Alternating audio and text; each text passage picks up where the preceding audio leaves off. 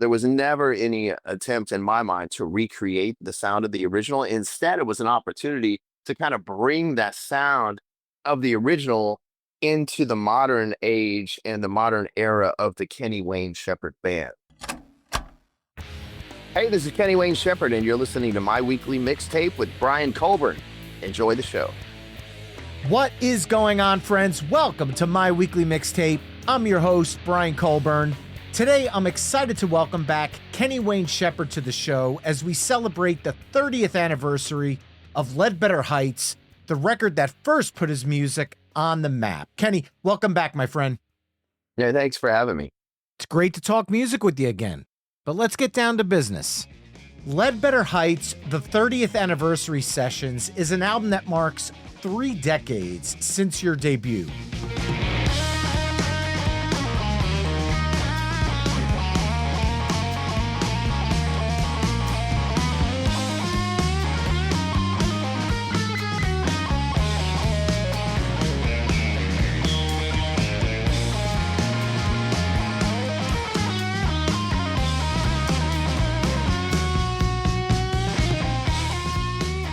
When you revisit something you wrote and recorded at 17 and 18 years old, you're not just revisiting songs, you're revisiting a version of yourself that didn't have 30 years of context yet.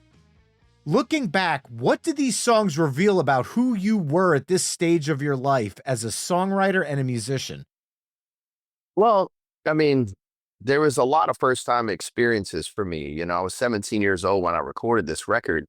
And I had done some studio work before, but I had never recorded an entire album for a major record label. So, there was a lot of first time things going on for me.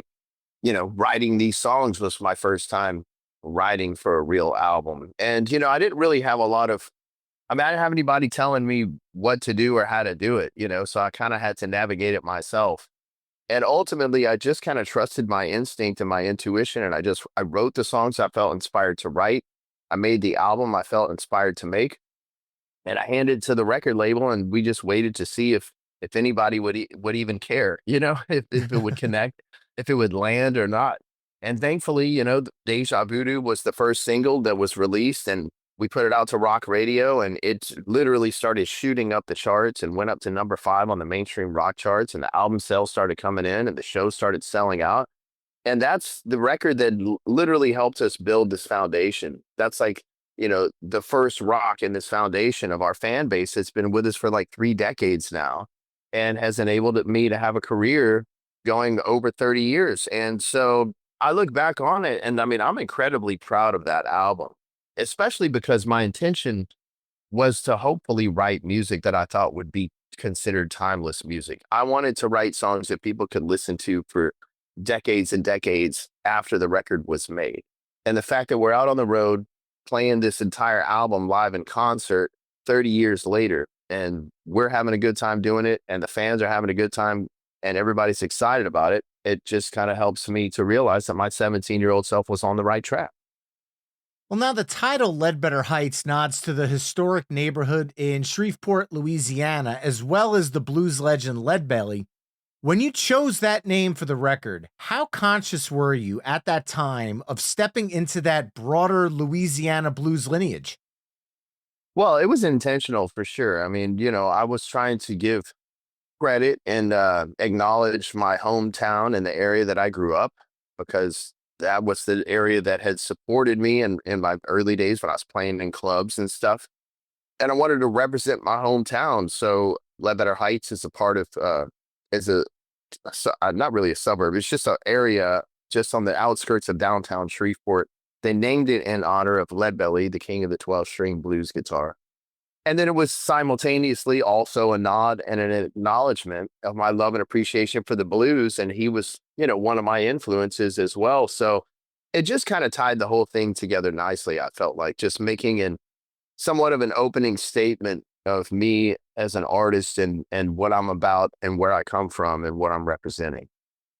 Now, looking back 30 years later, does the title carry a different weight for you now?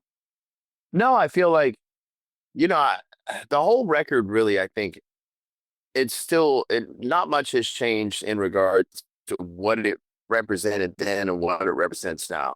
I mean, I put everything I had into that, and I think it's really it's a great representation of who I was as an artist at that time.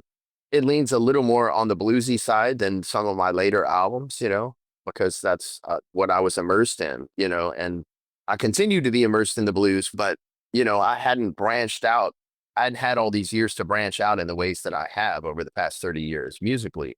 So this one is a little more blues heavy, but still very much with, the blues rock kind of thing going on. But the album and the title and all those things, it all still is representative of who I was then and also who I am now. It's more like these are my roots, This Mhm. album, Mhm. these are the roots of my career and the foundation of my music. So when you recorded the original Ledbetter Heights back in 1995 with Dave Z producing, you were coming into your own as a guitarist and an artist. But since then, you've taken on a much bigger production role yourself, including co-producing this 30th anniversary session with Jerry Harrison, who's someone you've worked with many times since Trouble Is. How has that evolution shaped these new recordings compared to the original sessions? Well, you learn a lot. I mean, hopefully, as an artist, or as the years go by, or even just as a person, as a human being. I mean, I feel like the goal in life is to learn, and so the more you do something, hopefully, the more you learn about it. And so as the years have gone by, I learned a lot about making records and producing records and how I think things should sound. And then I became more confident in my skills and my position and my thoughts and ideas. So that's just kind of evolved. That I have evolved as a guitar player, as an artist, a singer, even, which I started singing later on in my career as well in my band, as a producer, a collaborator, a songwriter, all of these things. And so I've stepped confidently into the responsibility of producing not just my records, but also even other artists' records and collaborations that I've done with other people. So I think that's a natural evolution, I think, for some people. Maybe not all artists. I think maybe some artists just like to show up, play the music, and leave, but me, I mean, I've always been the primary creative force behind the sound of my music, writing the songs, the arrangements, and performing them, recording them, and also producing them. So it's a natural evolution for me as an artist and a music creator. And I just want to take a moment to remind listeners that you can hear all the songs we're talking about tonight over on the episode page at myweeklymixtape.com. Now, while Ledbetter Heights is very much your album, both the original and this 30th anniversary re release feature an incredible cast of supporting musicians. Looking at the different lineups, what did each version of the band uniquely bring to the songs? Well, it's interesting because, we did a 25th anniversary album, re-record, and a tour for the Trouble Is record, which was my Yes. second album. And that was very well received from the fans, the tour and everything, which is part of the reason why we're doing the 30th anniversary for the first album. But on that record, we had all the same people except for Tommy Shannon on bass, and Tommy's just kind of retired from playing music. But we had all the same cast of characters in the studio re-recording that record. So then I realized, well, wow, we can this is cool. This is an opportunity to really kind of recreate the sound of that record and to show everybody that we can rock just as hard 25 years later as we did when we were all 25 years younger. Mm-hmm. Well, the Ledbetter Heights album is a different situation because we don't have those same people. Like Corey Sterling was the singer on the Ledbetter Heights record. Yeah. And Corey and I parted ways after that tour. So we had not been in touch basically since then, but he also unfortunately passed away just not that long ago, maybe about a year ago. So just without having him as a part of this, there was no attempt. We could never recreate the sound of the original. And there was other people too, like Will Ainsworth, who played some of the bass. He was my bass player back then. He passed away several years ago. David Z. I mean, we had different producer. The only people that played on the original first record, and this record, then re-record is me, and then Chris Layton on drums from Stevie Ray Vaughan's band, and then Steve Potts, who played on a couple of tracks on drums as well. So we're the only original people that played on the original version of Ledbetter Heights. So there was never any attempt in my mind to recreate the sound of the original. Instead, it was an opportunity to kind of bring that sound of the original into the modern age and the modern era of the Kenny Wayne Shepherd band. So now we have Noah Hunt singing these songs, which a lot of fans have often wondered what that record would sound like with his voice on it, since he's been with me for 29 years. And all the people who are in my band now. So really that was the approach. And I think it's a cool version of it, because there's some things that I've changed in my playing, like solos have kind of evolved over the years, and endings to songs are slightly different. And so, it's like, okay, well, here's Ledbetter Heights in 2026. Well, I'm going to dive into a couple of things you said there. First off, Noah Hunt's been a defining part of the sound of the band for the last 29 years, like you said. How did having him step into these songs change the feel compared to Corey's original versions? Well, it's interesting because Noah's voice obviously sounds right at home with my music.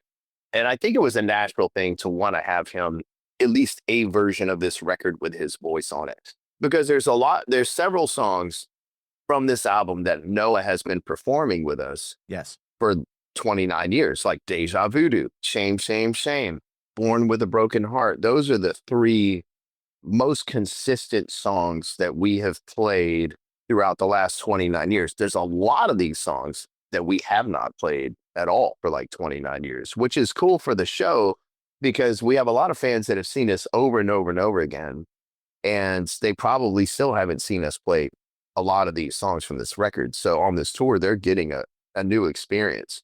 But Noah's voice is a little more like heritage sounding, if you will. Like he's got a more of a kind of classic rock sound to his voice, I don't know. He often gets Allman Brothers comparisons, Paul Rogers comparisons, that kind of thing. Mm-hmm. Where the interesting thing about Corey was that Corey sounded like it.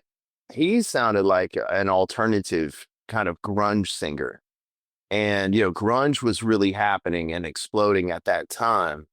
And I thought it was an interesting idea to have a singer like that in a blues rock band, to help kind of bridge the gap between, blues music and what was happening at the time on the scene. So it definitely, re-recording this record with Noah, I mean, on some of the songs, he sounds incredibly appropriate because I've been listening to him sing those songs I mentioned for 20 something years.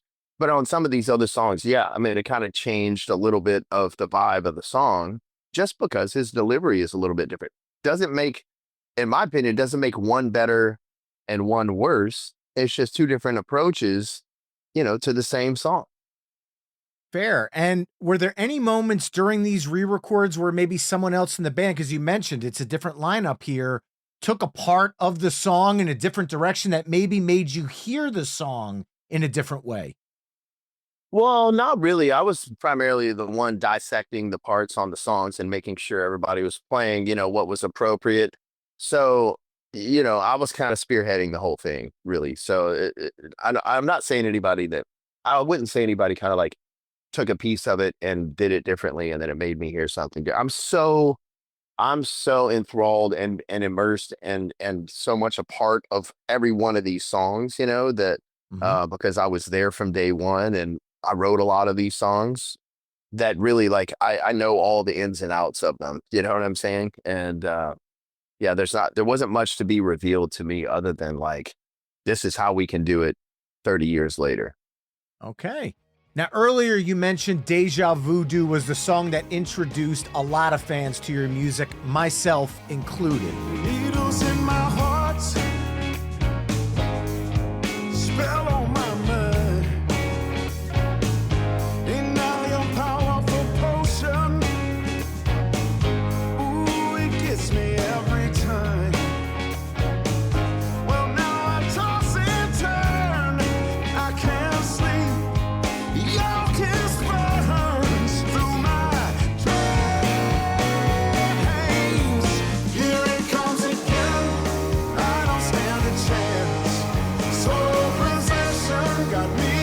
trance, pulling me back to you.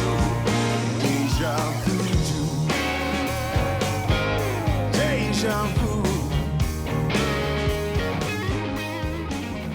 When you revisit a song that was a lot of fans' first impression of you, how do you approach it 3 decades later without losing what made it resonate in the first place?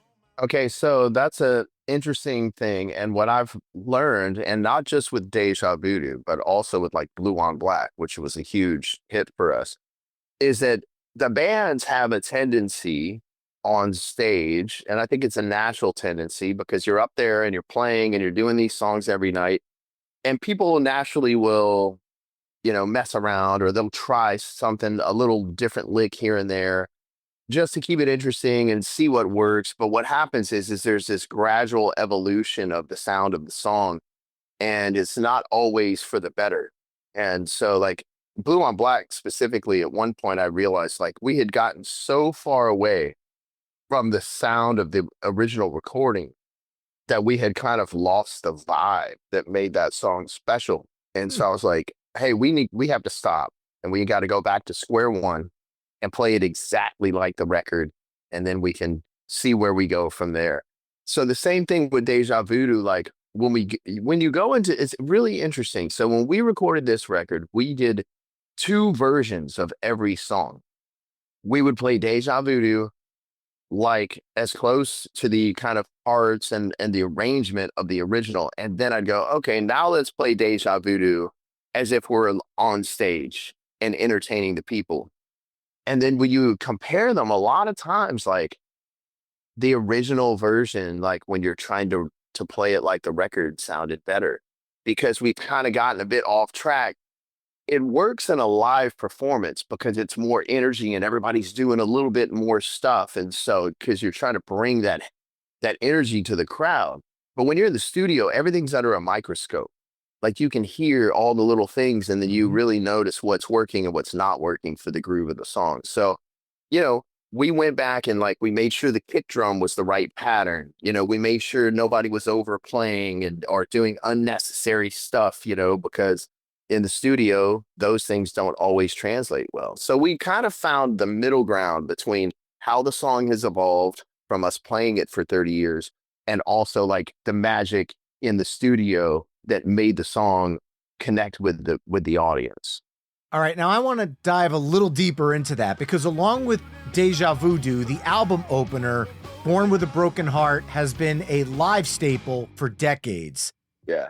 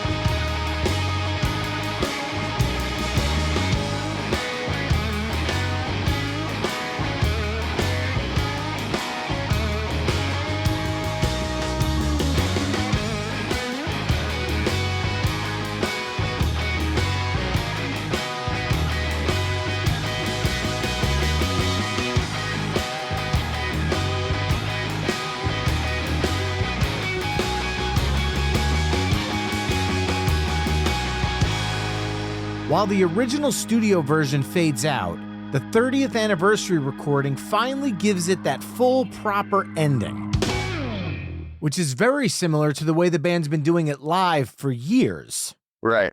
I was fortunate enough to catch it at your recent Morristown, New Jersey stop on the tour, and I have to be honest, man, that full ending is the exclamation point at the end of the statement. So kind of on a spin of my last question, how do you balance revisiting those classic versions that fans have loved for years with that onstage evolution over time? Well, that's the thing. So like I said, it helped us to do okay, we're going to play it kind of like the record, and then we're going to play it like we do live. And then we're going to sit back objectively and listen to both versions and see what's working, what's not working. And then you can make decisions on what you want to include and what you need to take out and what's going to actually work for the recording. And so I had always noticed, like, if you listen to the original Born with a Broken Heart, it fades out, like you were saying. And I remember, like, the thing is I think we did that because I don't know that we had an ending at that time because the song was so new.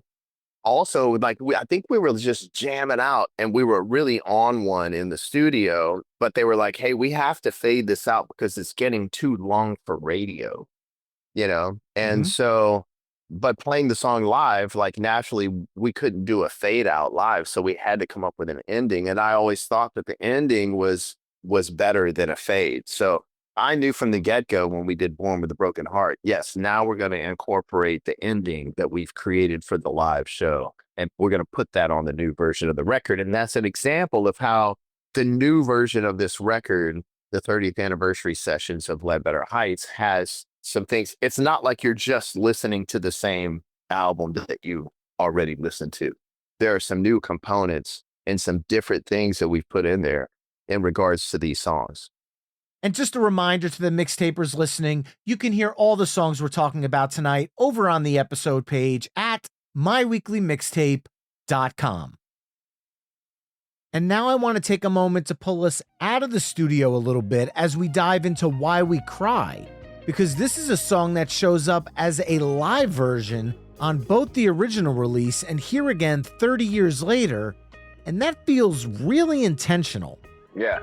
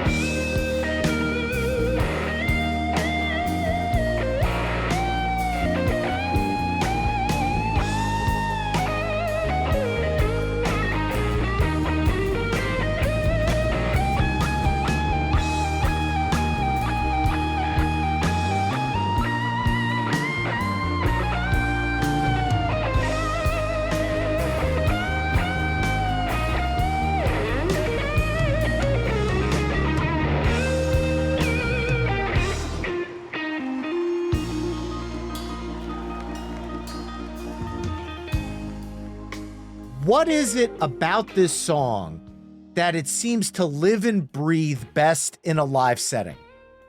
I don't know, but like, we tried that song in the studio for the original album. We tried it in the studio. And when we went in to do the 30th anniversary version, we also did it in the studio. And there's just something about it in the studio that doesn't have the same impact as the live version. And I think it is just that tangible but invisible energy that's being exchanged between us playing the music and the audience that's receiving the music and their reaction to the song as well, that really just makes it next level. And so, I mean, we tried it. We tried it in the studio originally, and we tried it in the studio again. And the live versions just always seem to have a certain magic that's better. Well, the fans who fell in love with Ledbetter Heights back in the 90s, and I could speak for myself when I say this, aren't the same people anymore that we Yeah. were in the 90s. And I could Right. safely assume the same goes for you. Yeah. For the songs that weren't regular live staples, when you revisit them now, does it feel like you're catching up with an old friend, or are you hearing them in kind of a fresh way after all this time? Well, yeah, I guess for me, it's primarily catching up with an old friend.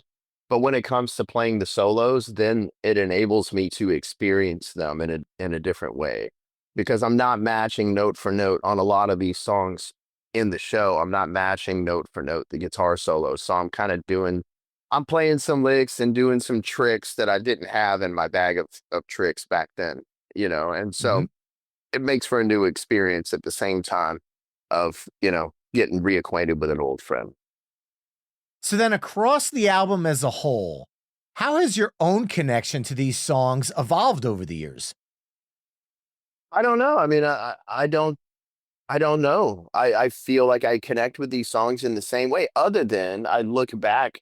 It's given me this, when you do things like this is our second time doing an anniversary album and tour, and it's a very nostalgic experience, and so it just brings up a lot of memories. And it's helped me to reconnect with my younger self again and all of those experiences that I was having at that time. And to be able to reflect on all the things that have come as a result of that the past 30 years. So it's a pretty incredible experience, actually, because in a sense, I'm getting to kind of re experience those things 30 years later, but with a fresh set of eyes. Well, we've spent a lot of time talking about the 30th anniversary of Ledbetter Heights, but you've always been someone who keeps pushing forward, and that I really respect. And as a huge fan of cover songs and the creative liberties artists take with other people's material, I'm really excited to dig into this rock covers album you've got in the works. And Yeah. you're no stranger to covers because the last time you and I talked, we discussed your killer take on Fleetwood Mac's Oh Well with Les Claypool. Since this is a full on rock covers record, are there any surprising or head scratching picks you're cooking up that fans might not see coming from you? Well, yeah, I don't have the final track listing yet. I haven't chosen the songs that are definitely going to be on the record. We're just finishing it up. So it is going to be slated to come out next year. But all of them, or not all of them, but most of them, my intention was for them to be kind of head scratchers so that when people see the track listing, they go, "What? Like Kenny Wayne Shepherd's doing what?" So, like, we did a Billy Idol song. I mean, I don't think anybody would expect, because everybody labels me and my band as a blues band so frequently, that I think that people would be like, "What?" And, we did an NXS song. We did a Genesis song. Some of the more maybe more predictable ones would be like we did Pink Floyd, we did The Who, stuff like that. But I think all in all, like it's kind of like to pique people's interest who wouldn't, all these things that people would not, it's not predictable. And then you listen to it and it sounds great. And so it's been a fun project. I mean, cover albums are always fun to do because you kind of have a roadmap, in front of you instead of like when you're writing songs, brand new songs, then you have to create it all from scratch. So it's always fun to do stuff like this. And you get to kind of give a shout out and acknowledge the people that you admire in their music as well. Well, staying on that topic, and since mixtapes are essentially the foundation for this show, I want to flip the script for a second and put you in the fan seat. What are three songs by other artists that you've been loving lately? Ones you'd recommend to everyone listening right now? And look, if a couple of them just so happen to be the tracks that might show up on the new covers album, I'll just consider that a total coincidence. Yeah, right. Um, well, I will say I've really gotten into in the past few years. I've been getting more and more into David Gilmour and his playing because I feel like I can really connect and identify with his playing style because he's incredibly tasty. He's not flashy, but so incredibly powerful. And then, I played his guitar that just sold for a record, 12 or $14 million or whatever it was.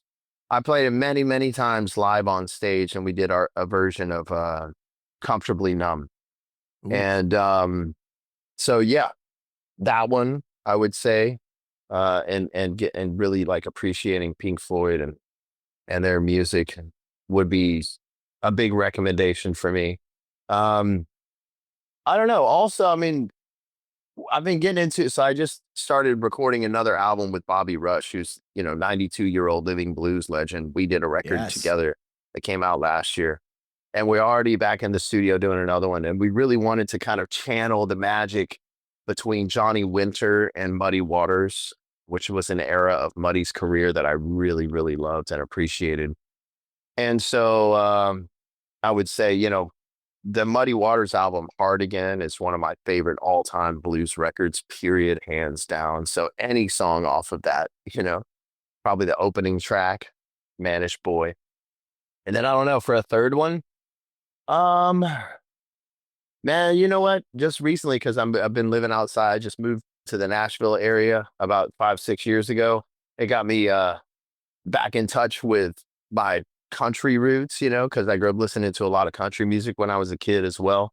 And a lot of the traditional stuff, like Willie Nelson and Conway Twitty and stuff like that. But like I also really loved as a kid Hank Williams Jr. Like, because what he did is he kind of did what I do with blues is he bridged blues, country, and rock and roll all together, Yes. you know? Mhm. And so, he's a controversial figure, like when he talks about things outside of music, but musically, you got to respect like, what he did and stuff like that. And so I remember as a kid, there was a song my dad used to play for me all the time called Country Boy Can Survive. Yes. And that one, it's like that one, it really is just an incredible song. And there's so much of a bluesy vibe to it as well that it always connected with me. I got a shotgun, a rifle, and a four-wheel drive. I know, dude. Ledbetter Heights, the 30th anniversary sessions is out now, available everywhere you stream music and on vinyl and CD at your favorite independent record store or via KennyWayneShepherd.net. Kenny, I'd first like to thank you for 30 years of incredible music and more importantly, for taking the time to join me once again on my weekly mixtape. Thanks, man. And if you're a fan of Kenny Wayne Shepherd, I want to know about it. Hit me up, myweeklymixtape@gmail.com. Use the contact page at myweeklymixtape.com. Hit me up on all the social media haunts at myweeklymixtape or become a Patreon mixtaper at patreon.com/myweeklymixtape. It's free to join, and there's several tiers available if you'd like to support the show a little extra. If you're listening on Apple Podcasts, Spotify, YouTube, be sure to hit that subscribe button, leave a 5-star review, leave a thumbs up, leave a gold star, do all the things. Help spread the word about My Weekly Mixtape to other music fans in your life. Once again, my name is Brian Colburn. This has been My Weekly Mixtape, and until next time, enjoy the tunes.